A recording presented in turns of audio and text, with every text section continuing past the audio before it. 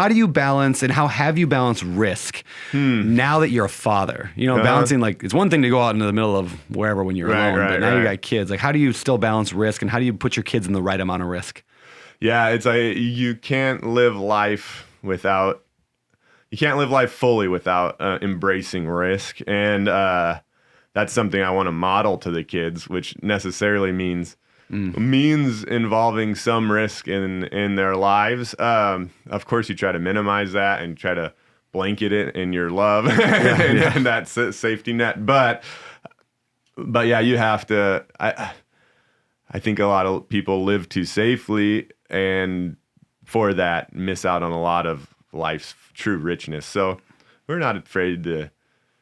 The way I've tried to introduce the children to that would be take them up for a week or two into the wilderness. You know, we pack up the llamas, take them up, spend some time up there. And it's really neat because you'll see, you know, you might be worried that, oh, it's going to be cold or it's going to be tough or buggy. But once the kids are up there, they kind of get used to the setting as is. I want to take them up there long enough that when they say they want to go home, they're speaking of basically the teepee instead of, you know, that's great. And it's really neat to just watch them in a, you know, freak storm comes in the mountains, it's raining and hailing, and they're just under a rock playing house or whatever it is they're doing. You know, it's like, but of course that's not without some inherent risk because you're not in a safe bubble wrapped environment. But that's something I think we're okay with. And as parents, you know, when we first had kids, we had that discussion that, you know, we're going to try to live life the best we can, model it the best we can, but we can't predict everything and we can't control everything. And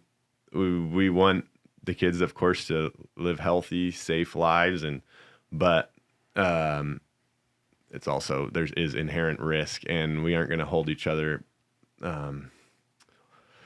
to a degree liable for that. You know, like if you turn your back and the kid falls over and hits his head or something, you can't blame, you know, we're going to do our best, but beyond that, we have to hold it with open hands, kind of.